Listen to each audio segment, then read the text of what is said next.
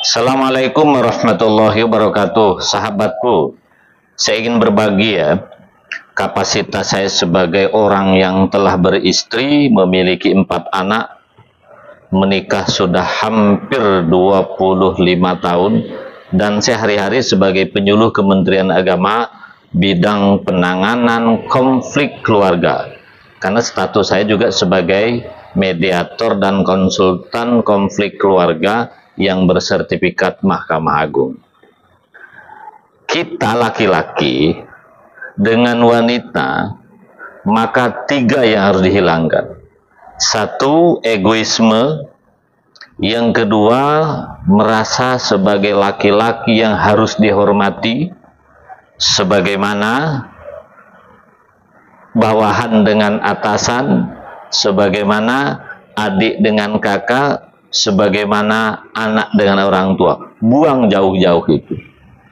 Yang ketiga, kita juga harus membuang minta dilayani sebagaimana pelayan melayani kita. Mengapa? Ini memang wanita ini unik ya. Kenapa unik ya? Jawabannya sederhana sebenarnya.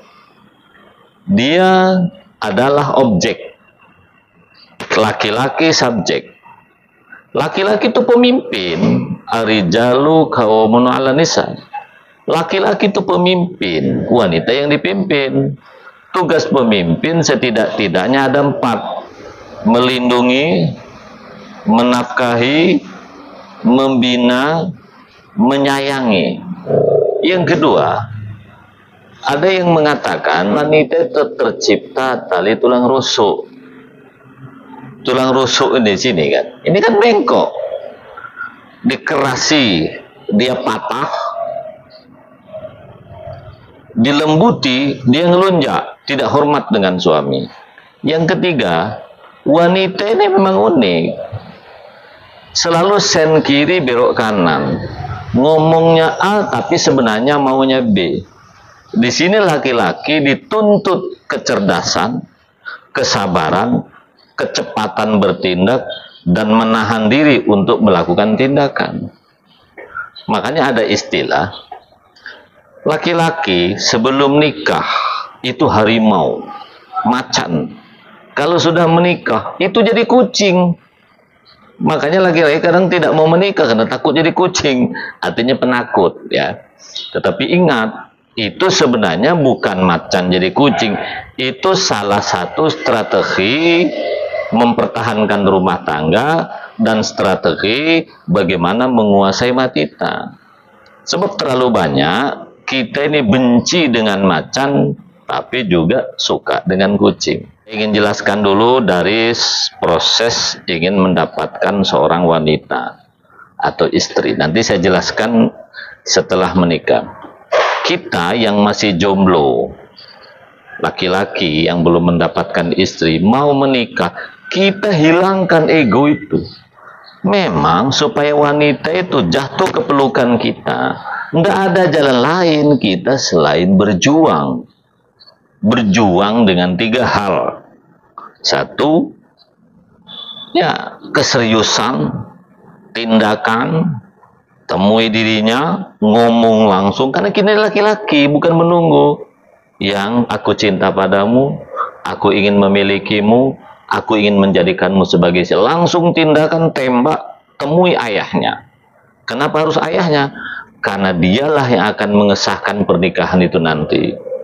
Kemudian temui ibunya, temui keluarganya, temui orang-orang di sekitarnya, agar wanita itu jatuh ke pelukan kita. Harus begitu, dan itu tidak sekali 2 kali. Kalau tak percaya, tanyakan aja kepada mereka yang sudah menikah. Yang kedua, kita memantaskan diri menjadi suami. Memantaskan diri itu dari sisi 1, kita harus punya modal. Syukur-syukur kalau kita punya modal yang banyak. Tapi minimal ya kalau ngopi itu kita yang bayar. Kalau pergi ke rumah calon mertua ya kita yang bayar. Walaupun ngutang misalnya ya. Maka laki-laki ketika hendak mendapatkan jodoh, dia yang melayani calon istri. Contoh, Kalau kita ngopi misalnya atau makan, kan kita yang bayari. Jangan perempuan yang bayari. Walaupun laki-laki miskin, kalau sekedar-kedar seperti itu kita yang tunjukkan. Itu wanita suka. Dan mempantaskan diri di sini fisik. Pakaian kita, kecakapan kita yang tadinya mungkin tidak mandi, rajin mandi, yang rambut acak-acakan, sekarang sudah rapi, yang tadinya hitam legam karena mungkin nggak pernah mandi atau kepanasan, ayo mulai bersolek diri, misalnya, tapi belum tentu hitam tidak baik ya, tergantung takdir kita masing-masing. Nah kemudian lihat budaya calon mertua atau calon istri gimana. Kalau budaya setempat tidak baik menganggap laki-laki itu menggunakan celana pendek karena mungkin dia keluarga santri, orang tuanya buya, yang biasa pakai celana pendek ya jangan lagi pakai celana pendek, karena terlalu banyak kalau keluarga santri itu kan tidak mengizinkan juga keluarganya atau calon menantu mengenakan celana pendek. Ya pertama karena memang menurut hukum agama kan laki-laki itu auratnya kan sampai di lutut. Kita rajin ke masjid, rajin segala macam. Intinya hilangkan egoisme, apa kemauan kita, kebiasaan yang tidak baik kita buang. Kita harus masuk kepada wilayah kebiasaan, kekuasaan, apa yang diinginkan oleh calon istri kita. Yang berjuang dulu, karena wanita ini senang kepada laki-laki yang berjuang. Kadang-kadang kita laki-laki ini kan banyak yang mundur sebelum perang. Dia nggak mungkin Pak mau dengan saya. Saya ini kan orang miskin, saya orang tak berpunya. Bro, jangan nyerah dulu. Saya kan kebetulan orang Jawa, lahir di Sumatera, dan saya kan tetangga orang Sumatera juga. Misalnya, kita ini orang tua kalau punya anak perempuan, mungkin kita bangga calon menantu kita kaya. Mungkin kita bangga calon menantu kita itu berpangkat. Tapi itu bukan satu-satunya ya. Yang paling menentukan sebenarnya calon menantu saya ini tipe pekerja keras. Tidak pemalas. Berani. Tidak cengeng. Dia sosok yang hebat. Dan pantas menjadi suami, pantas menjadi imam. Karena buktinya begini ya. Terutama kita sing wong Jawa yang merantau ke Sumatera atau Kalimantan ya. Kan kita tahu ya, rata-rata kan kalau kita menikah dengan orang Jawa kan nggak ribet. Karena budaya adatnya nggak terlalu sulit. Tapi kalau di Sumatera kan sulit. Dari provinsi manapun kita akan sulit itu. Mulai dari Aceh, Sumatera Utara, Lampung, Padang, Bengkulu, Jambi, Bangka, Sumatera Selatan, sama itu ribet. Tapi ingat, secara umum orang Sumatera sangat senang dengan wong Jawa katanya karena dua hal. Satu, tidak pemalas, artinya kerja keras. Yang kedua, sopan santun. Nah, ini wong Jawa yang di Sumatera sangat paham itu. Apa artinya? Kita yang merasa kurang modal, tidak berpendidikan, ya miliki dua itu tadi. Jangan pemalas, kerja keras gitu ya. Sopan santun, andap asor, akhlaknya tinggi. Percayalah. Walaupun calon mertua kita orang kaya raya, berpangkat, lurah, anggota DPR, akan kelepek-kelepek menjadikan kita sebagai menantu. Betul-betul. Coba aja kalau tak percaya. Kita yang sudah menikah. Suami. Khususnya yang pengantin baru. Ya, 5 tahun ke bawah lah. Wanita itu di mana-mana sama. Kita ceraikan istri kita ganti wanita lain, sama aja. Cerai, ganti istri. Cerai, sama aja wanita itu. Apa kesamaan wanita itu? Satu, selalu ingin dimanja. Selalu ingin diperhatikan. Selalu ingin dicukupi.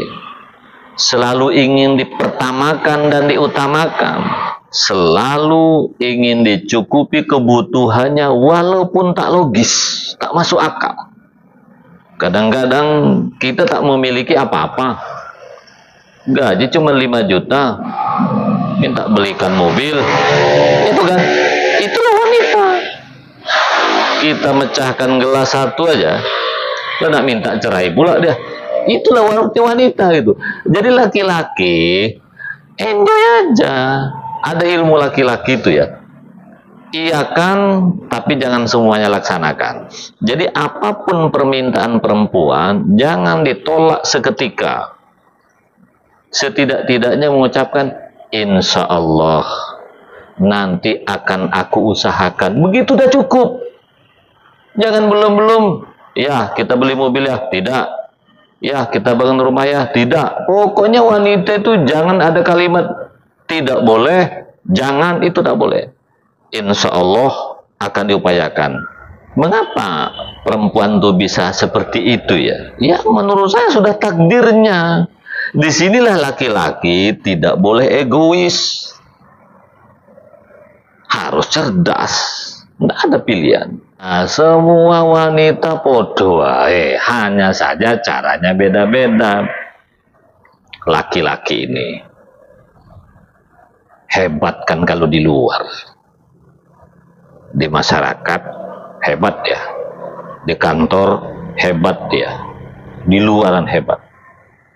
Laki-laki di mata istri nggak ada apa-apanya. Jenderal kah dia, presiden kah dia, bupati kah dia, guru kah dia, preman. Kalau di rumah jadi kucing semuanya. Di luar mungkin dilayani, kalau kita camat oleh staf ini itu. Kalau di rumah kita nih pelayan. Harus gendong anak, harus nyapu, harus ngepel, harus nyetrika. Sesekali mungkin mandikan istri kalau istri sakit, mandikan anak, nyetrika baju, jemur pak, harus begitu. Lalu saya kan suami Pak, saya ini kan nyari duit siang malam, dan uang saya cari itu Pak diberikan kepada istri, istri pula yang mengendalikan Pak. Ini hidup macam apa pula kata bos. Kalau sudah menikah tuh hilangkan pikiran-pikiran seperti itu. Intinya untuk mempertahankan rumah tangga kadang kita harus menghamba kepada seorang istri. Tapi apakah itu salah? Tidak. Karena itu salah satu strategi mempertahankan rumah tangga. Salah satu strategi ingin bagaimana rumah tangga ini sakinah, mawaddah, warahmah. Karena mengendalikan, membina istri itu seperti kita main layang-layangan, dilepas gitu. Kalau sudah jauh tarik lagi, nanti dekat lepas lagi, tarik lagi. Itu ya, ya begitulah menghadapi perempuan. Jadi ketika istri manja, istri kadang-kadang bentak-bentak suami dan segala macam, walaupun itu tidak baik, tahankan saja. Satu saja istri yang harus dibuang baik-baik, dibuang cepat. Kalau dia selingkuh, itu saja. Kalau istri sering merajuk, minta dibujuk. Kalau istri cerewet karena kurang diperhatikan. Kalau istri butuh duit karena memang biaya hidup mahal, biarkan saja. Tugas laki-laki itu kan memenuhinya. Satu saja yang harus kita cegah, dan itu pantangan bagi laki-laki, yaitu ketika istri selingkuh. Itu saja. Selingkuh itu pun kita cek siapa yang salah. Kalau kita yang salah, ya kita koreksi. Tapi kalau kita sudah menafkahi sesuai kemampuan kita, kita sudah mengayomi sesuai dengan kemampuan kita, kita sudah menyayangi sesuai dengan kapasitas kita, istri jadi bajingan pula selingkuh. Sudahlah, kalau wanita seperti itu, cut habis, buang jauh-jauh. Banyak wanita yang lebih baik di luar sana. Itu saja. Kalau yang lain tahankan sampai mati.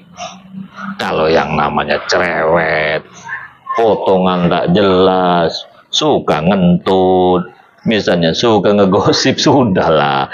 Tugas laki-laki bagaimana membinanya, ya. Dan semuanya juga begitu. Jadi tak usah terlalu galau, tak usah terlalu khawatir. Begitulah wanita. Mudah-mudahan teman-teman satu yang sekarang sedang bertaaruf, wahai cowok-cowok, gas habis, cepat temui orang tuanya. Jangan tanggung ya. Karena wanita ini butuh kepastian, bukan harapan. Baik kita yang sudah merumah tangga, yang pengantin-pengantin baru, senyumin aja. Bini suka merajuk, suka cerewet, suka menangis, biasa aja lah. Cobalah belajar dengan mereka yang pengantin-pengantin tua yang sudah 40 tahun. Apa yang kalian rasakan juga dirasakan oleh bapak-bapak itu. Coba tanya kepada bapak-bapak, betul kan? Ya sudahlah ya. Mengendalikan satu istri lebih sulit daripada mengendalikan orang sekecamatan. Paham ya kawan-kawan? Demikian, mudah-mudahan ada manfaatnya. Assalamualaikum warahmatullahi wabarakatuh.